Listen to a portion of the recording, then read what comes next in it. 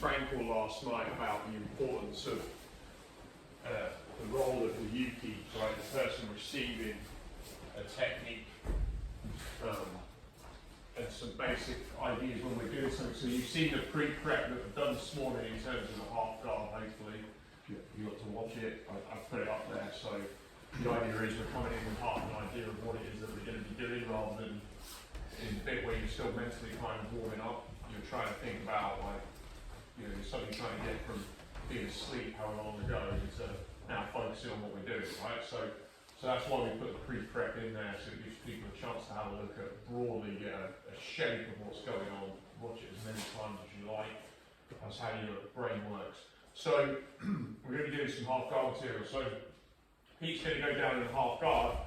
We're going to perform the material. I'm going to talk through the role of the uki, the person receiving it. Just shuffle in a bit, Pete, so we're on camera. So Pete has me in the half guard. Okay, so he's pinching his knees together, great. And what he's obviously, we're looking to get him to work his underhook. And there are different levels of resistance that I can give Pete, right? So the first one would be, I'm basically just in the position. I'm going to give him the underhook. Yeah. Obviously he wants to go as high up as he will come on to the technique in a minute. But yeah, he wants to go as high up as he can. If he starts in full, if he starts somewhere near full extension, I can't even connect him with it. Right? And you may or may not wish to start that high up, right? I would say that this is almost like I have really no meaningful connection to him at all. Right?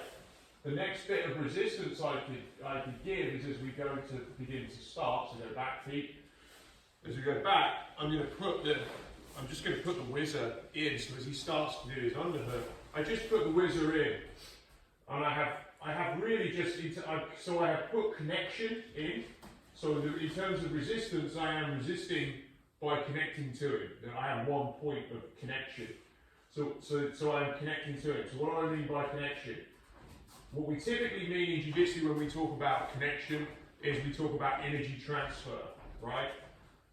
And so in order to get energy transfer here, I will need to either start putting torque through my arm, right? So doing something that creates tension and resistance against what Pete's doing, right? And or I can put weight into it as well, which is the weight distribution element of connection. It's pretty difficult to have any meaningful connection to my partner if all my weight is on 3 points of contact in the ground, right? But when if I was to start doing that, I'm not going to do it because his shoulder's cold. If I was to start taking, say for example, my knee off of the ground, maybe preventing him from advancing his half guard by poking my toes in here, I'm starting to up the levels of resistance. And also, if I start taking this arm off, I'm going to start putting more weight on his underhook. If I start to lift one of my knees slightly as well, I can put loads of weight on that shoulder, right? But he's still getting warm. So my suggestion for now, just as the Yuki on this technique, is I'm just going to whizzer, but I'm not putting any weight through it, right?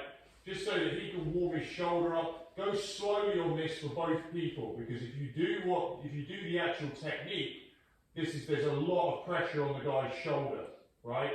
So we're respecting each other's shoulders in the warm-up.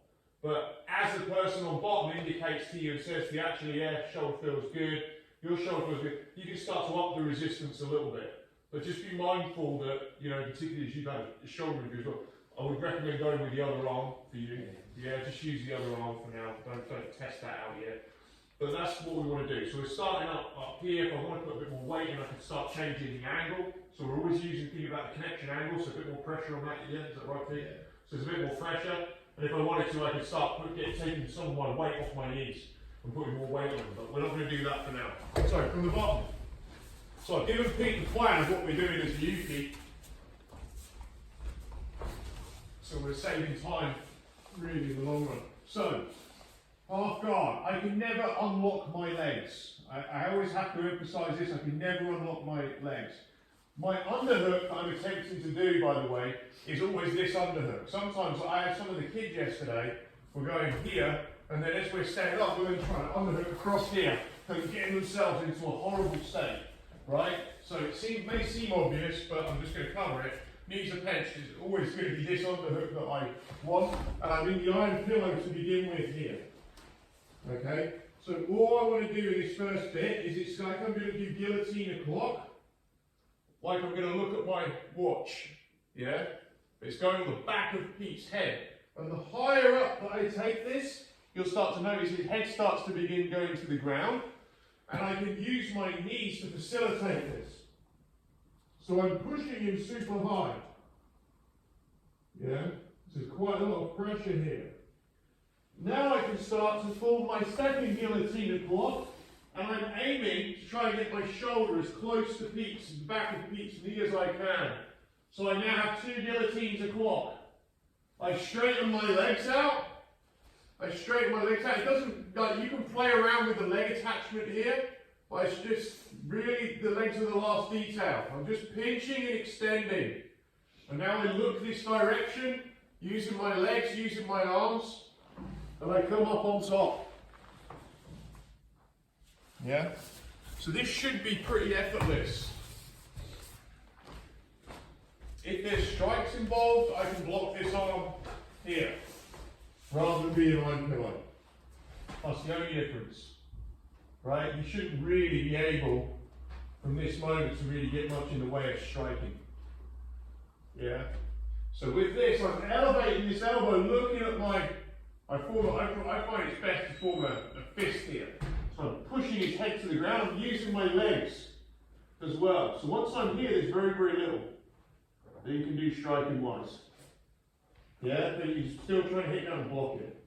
But the basic idea now is I want to form this second guillotine clock underneath. So I'm forming a second guillotine clock, legs are extending, pinching. You can lock down if you want, you can play all kinds of leg combinations, I don't really care. But the point is you just straighten that out and begin to turn them over. Yep, everyone got it? Let's give it a go. Grab a partner, someone roughly your size. If you've not met Will, that's Will there. Will. Steve.